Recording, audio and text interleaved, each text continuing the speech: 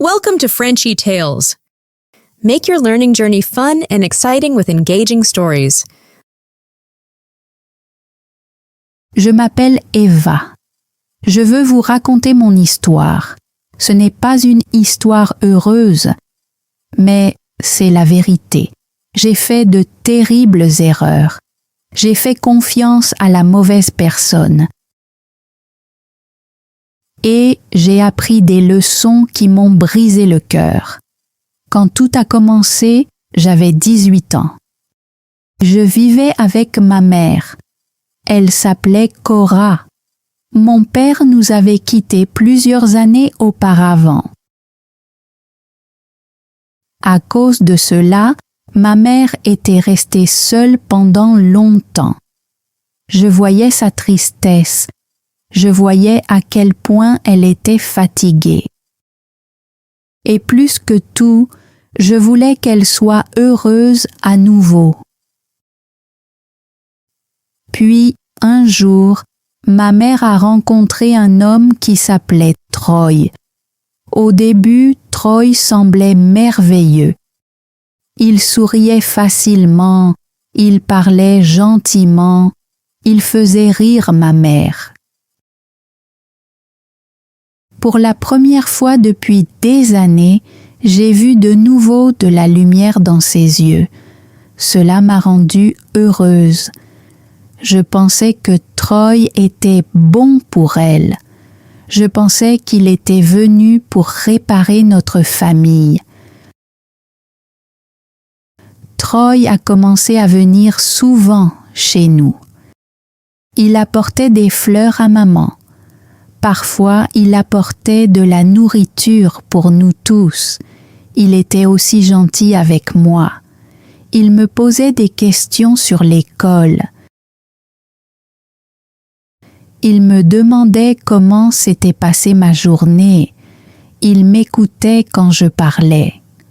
Et comme j'étais jeune et seule, cette attention me faisait du bien.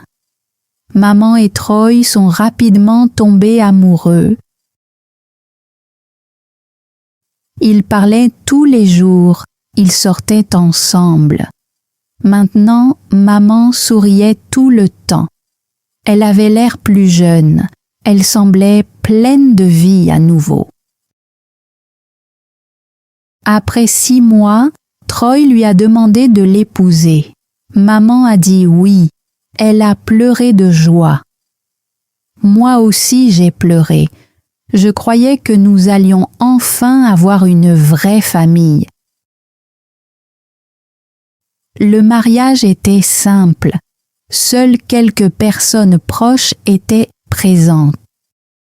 Maman portait une simple robe blanche. Troy portait un costume noir. Ils se tenaient l'un près de l'autre et se sont promis de s'aimer. Tout le monde a applaudi. Moi aussi j'ai applaudi. Je pensais que c'était une très belle journée. Après le mariage, Troy est venu vivre chez nous. Au début, tout semblait normal. Il aidait à la maison, il cuisinait parfois, il réparait les choses cassées, il se comportait comme un mari attentionné. Je croyais que c'était un homme bien, mais petit à petit j'ai commencé à remarquer certaines choses. Parfois Troy me regardait trop longtemps. Son regard restait sur moi d'une manière qui me mettait mal à l'aise. Au début, je me suis dit que j'imaginais des choses. Il était maintenant mon beau-père. Il était le mari de ma mère. Alors, j'ai essayé d'oublier ce sentiment. Maman travaillait de longues heures. Elle rentrait tard à la maison, épuisée. Elle n'avait pas toujours le temps de parler avec moi. Mais Troy avait du temps. Il avait toujours du temps. Parfois, il me conduisait à l'école. Il me donnait de l'argent pour acheter des livres. Il m'aidait à faire mes devoirs, il préparait à manger quand j'avais faim. Comme maman était souvent au travail, Troy et moi passions beaucoup de temps seuls ensemble. Nous regardions la télévision ensemble. Nous mangions ensemble, nous parlions de plus en plus. À cet âge-là, je ne comprenais pas à quel point cette proximité pouvait être dangereuse. Un jour, je suis rentrée de l'école en pleurant. J'avais raté un examen. Je me sentais stupide et honteuse. Troy m'a vue et s'est rapidement approché de moi. « Qu'est-ce qui s'est passé ?» m'a-t-il demandé. Je lui ai tout raconté.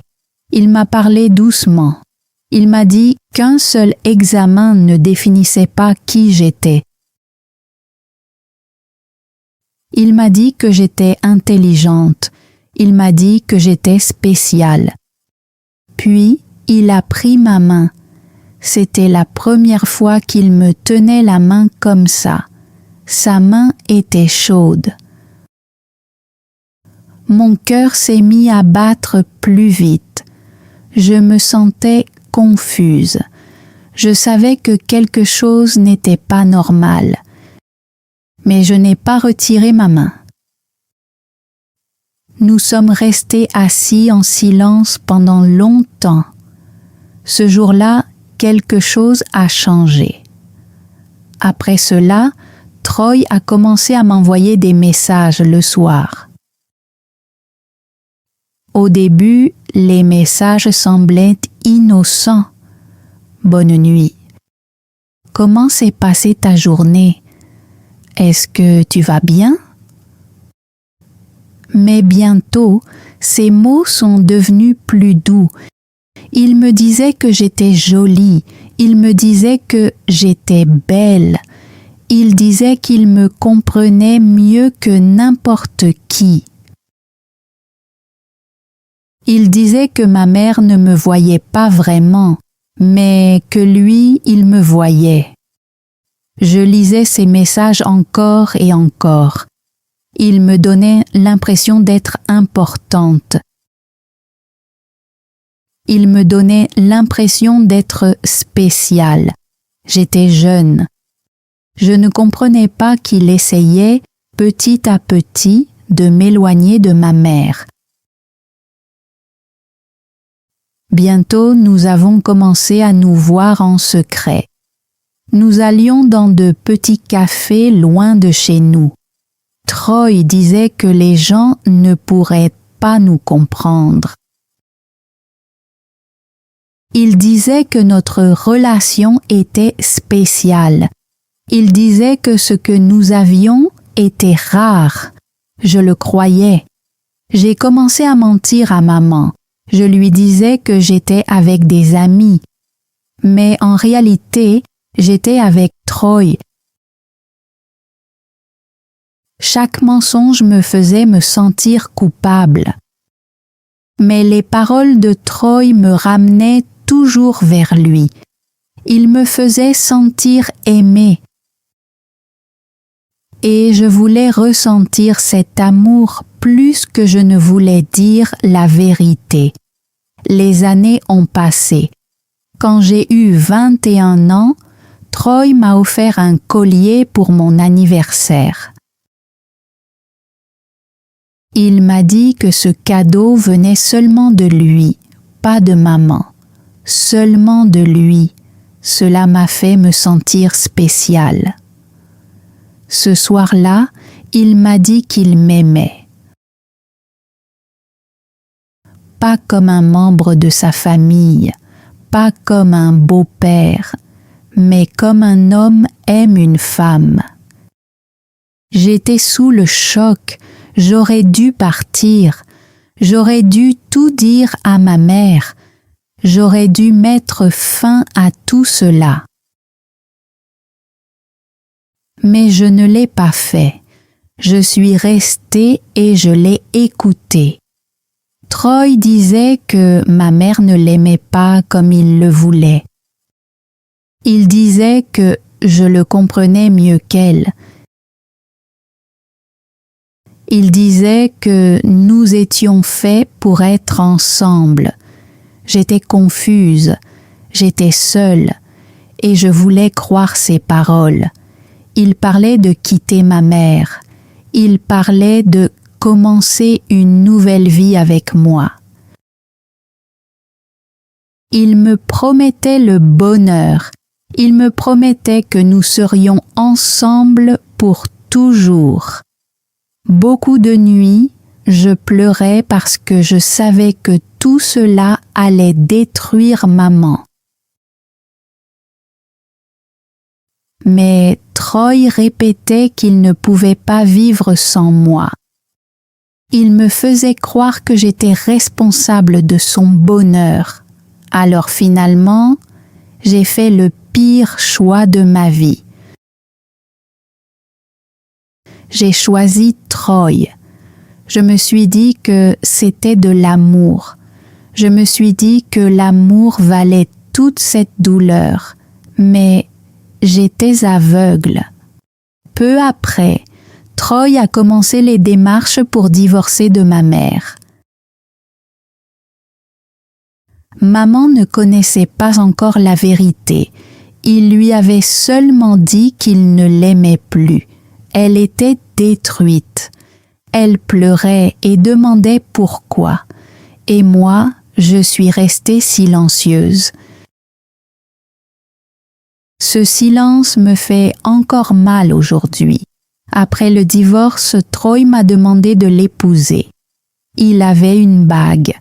Il s'est mis à genoux devant moi. Et j'ai dit oui. Je pensais que c'était romantique. Je pensais que nous nous battions pour notre amour. Mais en réalité, j'étais en train de me perdre. Puis, maman a découvert notre relation. Quelqu'un lui avait tout raconté. Elle est venue me voir en pleurant et en tremblant de douleur. Elle m'a dit que je lui avais brisé le cœur. Elle m'a dit que je lui avais pris son mari. Ces paroles m'ont profondément blessée. Mais je ne l'ai toujours pas écoutée. Je me suis dit qu'elle ne pouvait pas comprendre. Les gens de la ville me jugeaient. Mes amis ont arrêté de me parler. Ils m'insultaient. Ils disaient que j'avais détruit ma propre famille. Cela me faisait mal, mais j'essayais de ne pas les écouter. Troy et moi, nous sommes quand même mariés. Seules quelques personnes sont venues. La plupart des gens ont refusé de venir. Je portais une simple robe blanche. Il portait un costume. Nous avons prononcé nos vœux. Nous sommes devenus mari et femme. Je croyais que toute cette douleur allait enfin disparaître. Je croyais que le bonheur allait commencer. Mais j'avais tort. J'avais vraiment tort. Après le mariage, tout est devenu différent. Troy a changé. L'homme doux que je pensais connaître a disparu. Un homme plus froid est apparu. Il ne souriait plus comme avant. Il ne parlait plus gentiment. Il se mettait en colère très facilement. Il voulait contrôler chaque partie de ma vie. Il regardait mon téléphone, il lisait mes messages, il me demandait avec qui je parlais, il me demandait où j'allais. Il voulait tout savoir. Il me disait quels amis je pouvais voir. Puis, il m'a dit de ne plus les voir du tout. Il disait qu'ils avaient une mauvaise influence sur moi. petit à petit, je me suis retrouvée seule. Les paroles de Troy sont aussi devenues cruelles. Il disait que je n'étais pas intelligente. Il disait que je ne pouvais rien faire sans lui. Il disait que j'avais besoin de lui pour tout. Parfois, il me comparait à ma mère. Il disait que j'étais exactement comme elle, mais il le disait comme une insulte. Chaque mot me faisait mal. Je me sentais prisonnière de ma propre vie. Ce n'était pas de l'amour, c'était du contrôle. Troy ne voulait pas m'aimer, il voulait me posséder, il voulait tout décider à ma place. Je n'avais plus de paix, plus de liberté, plus de bonheur. Petit à petit, je me suis perdue. Un soir, nous avons eu une terrible dispute. Troy m'a crié dessus pendant longtemps. Ses paroles m'ont fait peur. Je ne pouvais plus rester là. Alors, je suis sortie de la maison en courant. J'ai marché seule dans les rues sombres. Je ne savais pas où aller. Puis, un endroit m'est venu à l'esprit. La maison de ma mère. Je suis arrivée chez elle tard dans la nuit et j'ai frappé à sa porte. J'ai frappé encore et encore. J'ai entendu du bruit à l'intérieur, mais elle n'a pas ouvert. Elle ne voulait pas me voir. Je me suis assise par terre et j'ai pleuré. À travers la porte fermée, je lui ai tout raconté. Je lui ai dit que Troy avait changé. Je lui ai dit qu'il me contrôlait. Je lui ai dit qu'il m'avait menti. Je lui ai dit que j'avais été jeune et naïve. Je lui ai dit que j'avais fait une terrible erreur. J'ai pleuré et je lui ai demandé pardon encore et encore. Après un long moment, la porte s'est enfin ouverte. Maman était là. Son visage semblait fatigué. Ses yeux étaient remplis de douleur. Elle n'a pas souri. Elle m'a dit que j'avais brisé sa confiance. Elle m'a dit que je lui avais pris son mari. Elle m'a dit que je l'avais blessée d'une façon qu'elle ne pouvait pas expliquer. Chaque mot était vrai. Je savais que je méritais d'entendre tout cela. Je suis tombée à genoux et j'ai pleuré. Je l'ai supplié de me pardonner. Maman ne m'a pas prise dans ses bras, mais elle m'a laissée entrer.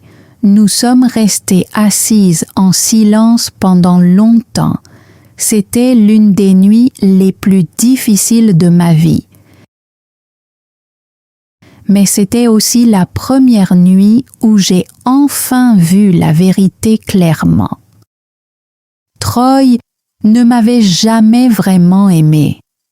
Il m'avait utilisée, il m'avait contrôlée, et j'avais blessé la personne qui m'aimait le plus. Cette nuit-là, maman et moi avons parlé pendant des heures. Elle était encore profondément blessée. Mais elle m'a écoutée, et pour la première fois depuis longtemps, je me suis sentie en sécurité. Après cela, j'ai décidé de quitter Troy. Je voulais divorcer.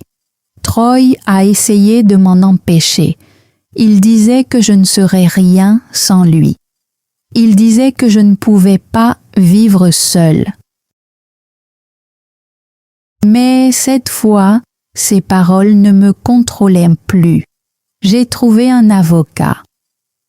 Le divorce a pris plusieurs mois. C'était douloureux et humiliant. Les gens parlaient, les gens me jugeaient.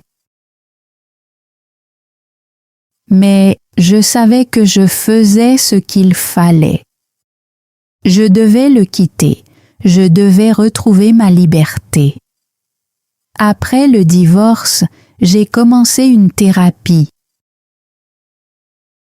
J'ai parlé de Troy, j'ai parlé de ma culpabilité, j'ai parlé de mes erreurs. Ma thérapeute m'a aidé à comprendre ce qui s'était passé. Elle m'a appris que le contrôle n'est pas de l'amour. Le véritable amour ne vous fait pas peur.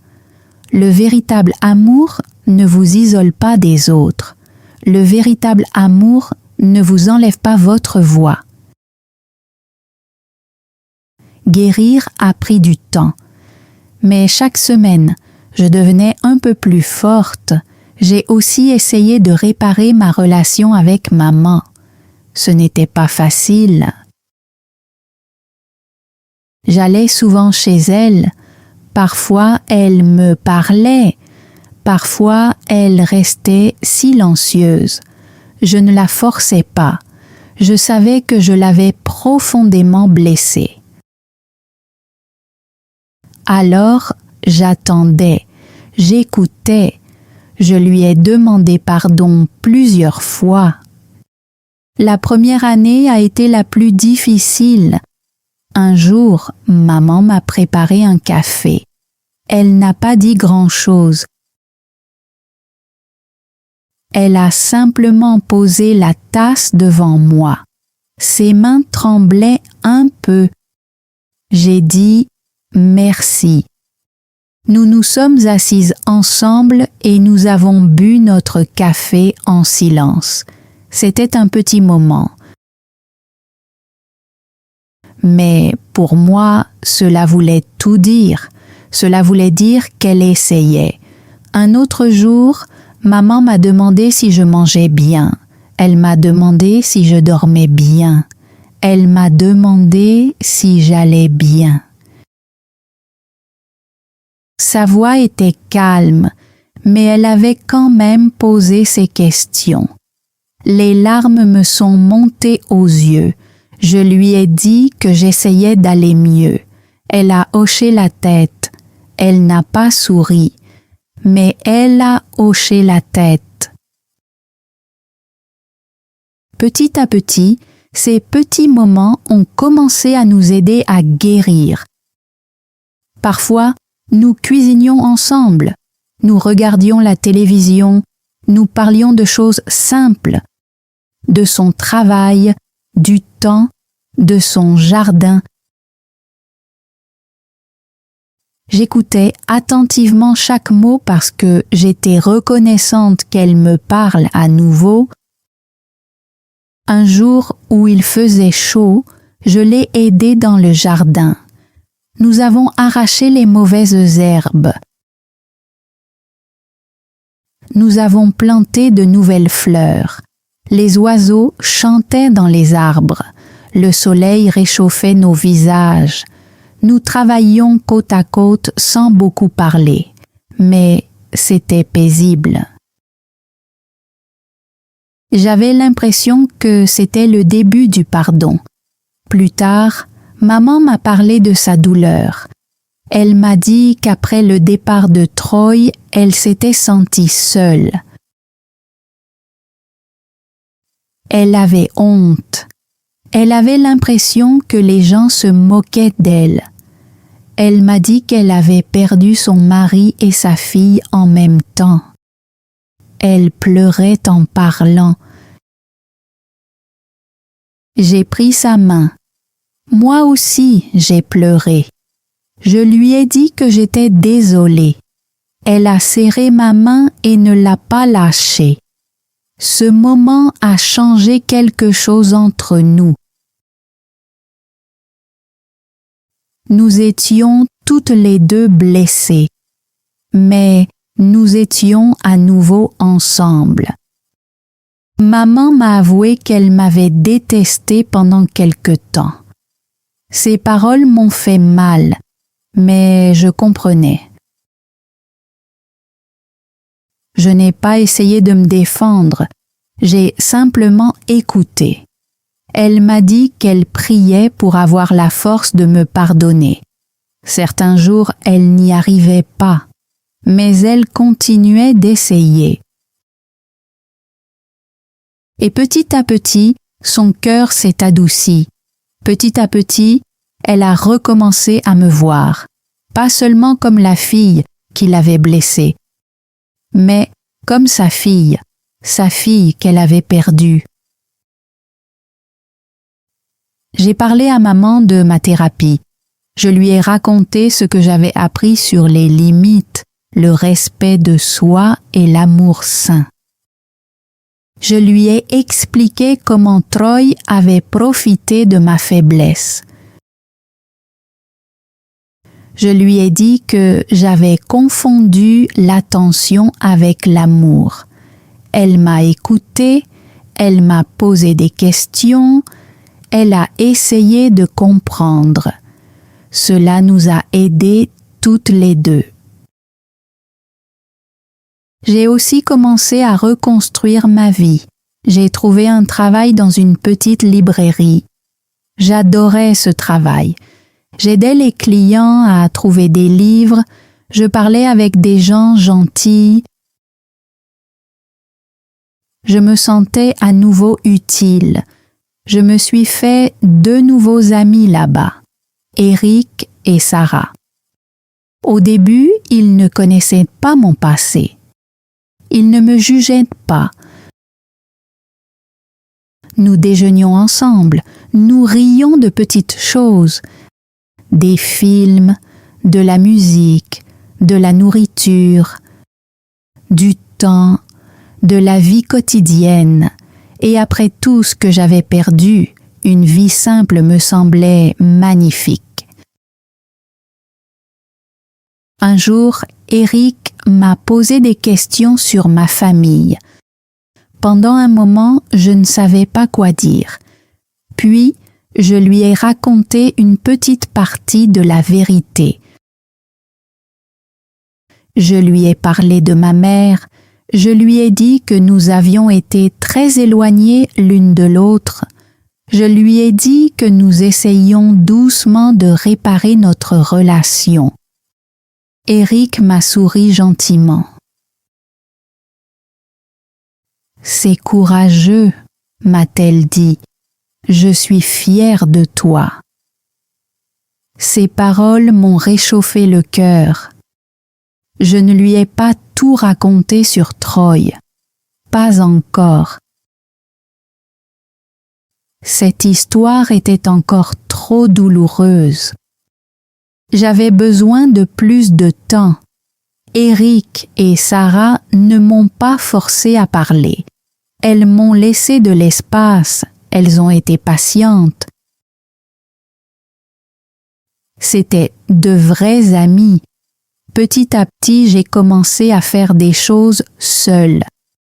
J'allais au cinéma toute seule. Je m'asseyais seule dans des cafés, je me promenais seule dans les parcs. Au début, cela me semblait étrange.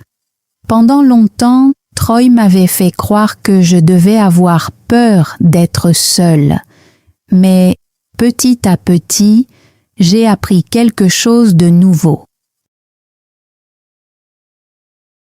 Être seule ne voulait pas dire que j'étais faible. Être seule pouvait être paisible. J'ai commencé à apprécier ma propre compagnie. J'ai lu beaucoup de livres. Des livres sur la guérison, des livres sur l'amour, des livres sur la vie. J'ai aussi commencé à écrire dans un journal. J'écrivais mes pensées, mes peurs, ma culpabilité, mes petites victoires. Écrire m'a aidé à mieux me comprendre. Maman et moi avons aussi créé une nouvelle tradition. Chaque dimanche, nous dînions ensemble. Parfois, je cuisinais, parfois elle cuisinait. Nous mangions, nous parlions et nous racontions notre semaine. Parfois nous rions, parfois nous pleurions. Mais nous étions ensemble. Le dimanche avec maman est devenu mon jour préféré. Un dimanche, maman m'a regardé en silence et m'a dit « Eva, je te pardonne ». Pendant une seconde, j'ai arrêté de respirer. Elle m'a dit que cela lui avait pris beaucoup de temps. Elle m'a dit que cela avait été très difficile, mais elle me pardonnait. Puis elle a dit « Tu es ma fille, je t'aime, rien ne pourra changer cela. » Je me suis effondrée en larmes. J'ai pleuré comme une enfant. Maman m'a prise dans ses bras. Cette fois, elle m'a serré très fort contre elle. Elle ne m'a pas lâchée. À ce moment-là, j'ai senti son amour à nouveau. J'ai senti son pardon. C'était l'un des plus beaux moments de ma vie. J'ai vu Troy une dernière fois dans un magasin. Il était avec une autre jeune femme. Elle semblait avoir environ 20 ans. J'ai eu mal au cœur pour elle. Je voulais la prévenir. Je voulais tout lui raconter. Mais je suis restée silencieuse. Troy m'a vue. Pendant une seconde, son visage a changé. Puis, il a rapidement détourné le regard. Il avait l'air d'avoir peur. Et j'ai compris quelque chose. Il n'avait plus aucun pouvoir sur moi. Je suis passée devant lui sans pleurer, sans parler, sans trembler. Maintenant, ce n'était plus qu'un homme faible, un homme qui faisait du mal aux autres, mais il ne pouvait plus me faire de mal. Ce soir-là, j'ai raconté à maman que je l'avais vu. Elle a pris ma main et m'a dit « Je suis fière de toi ». Ces mots signifiaient tout pour moi. Aujourd'hui, j'ai 30 ans. J'ai mon propre appartement. Il est petit, mais il est à moi. J'ai peint les murs en bleu parce que le bleu est ma couleur préférée. J'ai des plantes près de la fenêtre. J'ai des livres sur les étagères. J'ai des photos de maman sur les murs. Chez moi, je me sens en sécurité. Chez moi, je me sens en paix.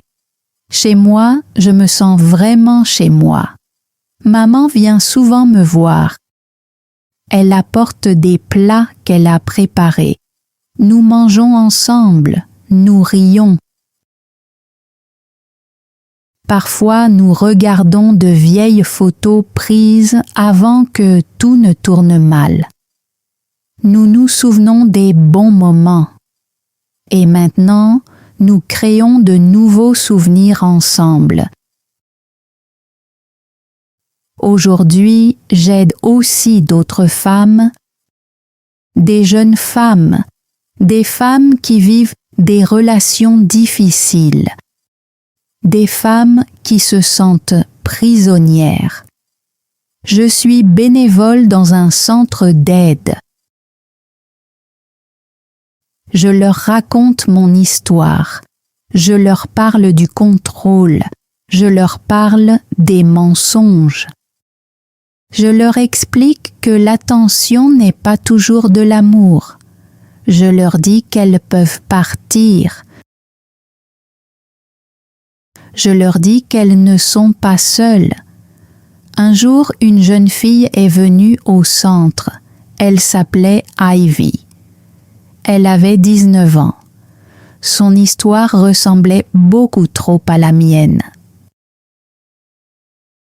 Le petit ami de sa mère lui avait dit qu'il l'aimait. Il lui avait dit que leur relation était spéciale. Elle l'avait cru. Je me suis assise à côté d'Ivy et j'ai pris sa main. Je lui ai raconté mon histoire. Elle a pleuré. Moi aussi, j'ai pleuré. Je lui ai dit qu'elle méritait mieux. Je lui ai dit qu'elle pouvait retrouver sa liberté. Cela a pris du temps, mais Ivy l'a quittée. Plus tard, elle est revenue et m'a prise dans ses bras. Elle m'a dit « Tu as aidé à sauver ma vie ». Ce jour-là, j'ai compris quelque chose de très important. Ma douleur avait un sens. Mon histoire pouvait protéger quelqu'un d'autre. J'ai appris ce que signifie vraiment aimer quelqu'un. Le véritable amour ne vous contrôle pas. Le véritable amour ne vous éloigne pas des autres. Le véritable amour ne vous fait pas peur. Le véritable amour est patient. Le véritable amour est gentil. Le véritable amour est honnête. Le véritable amour vous donne de la liberté. Maman et moi sommes très proches aujourd'hui. Nous nous parlons presque tous les jours. Elle est ma mère. Ma meilleure amie, mon héroïne. Elle m'a pardonné alors que moi-même, je ne savais pas encore comment me pardonner. Je ne suis plus la même fille. Je suis plus âgée, plus sage, plus forte, plus gentille. J'ai fait des erreurs. J'ai fait du mal aux autres. Je me suis fait du mal à moi-même. Mais j'ai appris, j'ai guéri. Je suis devenue libre. Mon histoire est douloureuse, mais c'est aussi une histoire d'espoir. C'est l'histoire d'une personne qui tombe et qui se relève. C'est une histoire de culpabilité, de pardon, de guérison, de seconde chance et de véritable amour. Alors, si vous écoutez mon histoire, souvenez-vous de ceci. Si quelque chose vous semble mauvais, n'ignorez pas ce sentiment. Parlez à une personne en qui vous avez confiance. Demandez de l'aide. Éloignez-vous de ce qui vous fait du mal. Vous n'êtes pas seul. Vous avez de la valeur. Vous méritez un amour honnête et sûr. Et si vous avez fait des erreurs, apprenez de vos erreurs. Ne laissez pas votre passé détruire votre avenir. Vous pouvez recommencer, vous pouvez guérir, vous pouvez devenir libre. Je m'appelle Eva, j'ai 30 ans. Je suis aimée, je suis forte, je suis entière. Et enfin, ma vie est belle. Merci d'avoir regardé toute l'histoire. L'histoire d'Eva nous enseigne une leçon importante. Parfois, nous faisons des erreurs parce que nous sommes jeunes, seuls ou perdus. Mais une erreur ne doit pas forcément être la fin de notre vie. Eva a blessé sa mère. Elle a fait confiance à la mauvaise personne. Pendant un certain temps, elle s'est perdue elle-même. Mais plus tard, Elle a accepté de voir la vérité. Elle a demandé pardon. Elle a appris ce qu'est le véritable amour. Et petit à petit, elle s'est retrouvée. Le mot français d'aujourd'hui est la guérison. Cela signifie healing en anglais. Écrivez une phrase simple dans les commentaires avec la guérison. Par exemple, Eva a trouvé la guérison. Ou la guérison prend du temps. Dites-moi aussi, pensez-vous qu'Eva méritait une seconde chance? Oui ou non? Écrivez votre réponse dans les commentaires.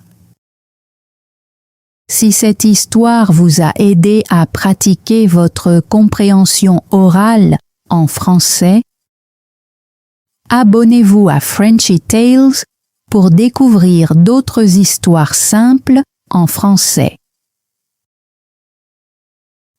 Continuez à écouter, continuez à apprendre et à bientôt pour une nouvelle histoire. Thanks for joining Frenchy Tales. Don't forget to like, subscribe, and keep learning through stories. See you next time.